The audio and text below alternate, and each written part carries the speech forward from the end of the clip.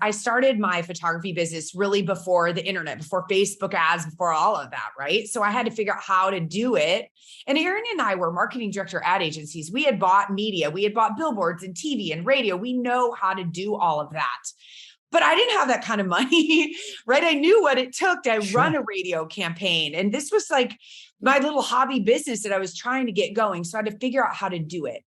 And what's interesting is photographers think that there's some magic marketing thing they do that books clients. So we have to first educate them that marketing's job is to generate leads, but then what are you saying to them? Yep. They didn't know how to talk to them. They would just say, here are my prices. Well, of course, then if you're not the cheapest, you're not going to get booked.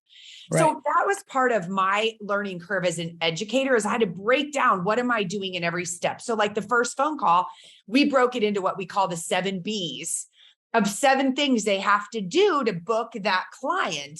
Yeah. And so what's interesting is when I went out and I was like, I'm going to market correctly, like I know how to. And I did one marketing activity, and the first client who came in, she invested $1,800, and I tried to sabotage the sale. Her name was Julie. And so we celebrate Julie. Everyone was like, how do I get a Julie? How do I get a Julie? And so we focus on, in that first class that they spend 8 weeks with us, on them going and getting a Julie.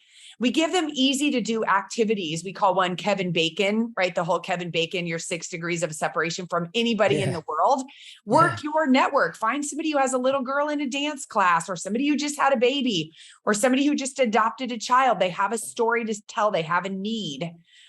And so then they have to educate them, because like you said, you didn't really think about it a different way. You just were like, I'm taking all the photos and one day I'll do something with them, until we educated you on, whoa, what if you did this in your daughter's room, right? Make her feel amazing. Yeah. And you get a powerful image of her feeling confident. So she goes to school every day feeling amazing about herself.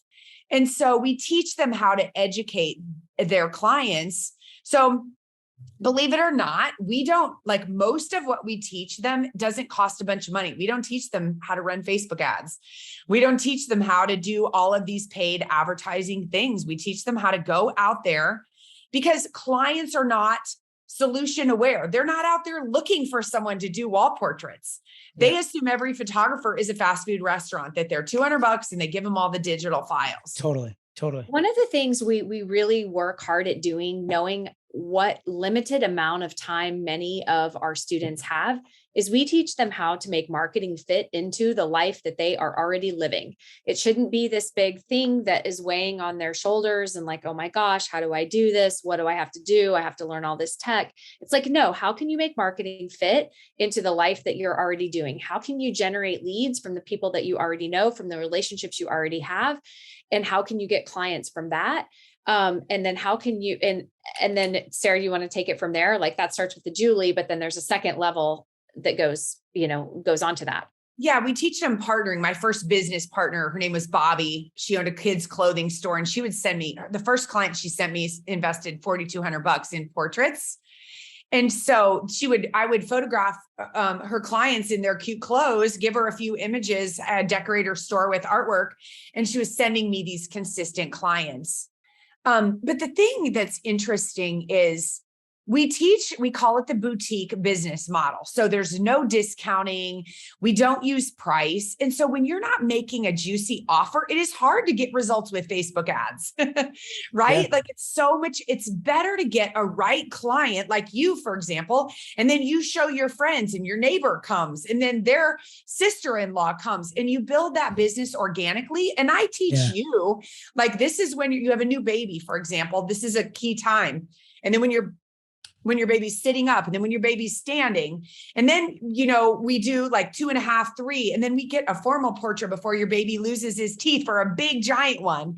Yeah. And then we do empowerment sessions when your child is a tween, like that pre-teen age, when they're feeling bad about themselves, they got the big teeth. We make them look and feel amazing. And then you come back for senior portraits.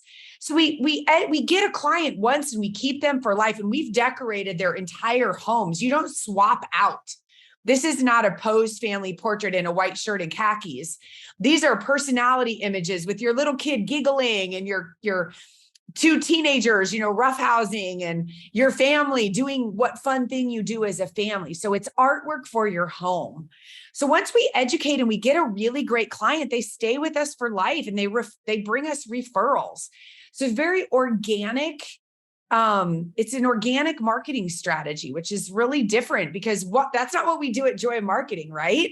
So we have to get people clear. One is a boutique business and one is a high volume educational business.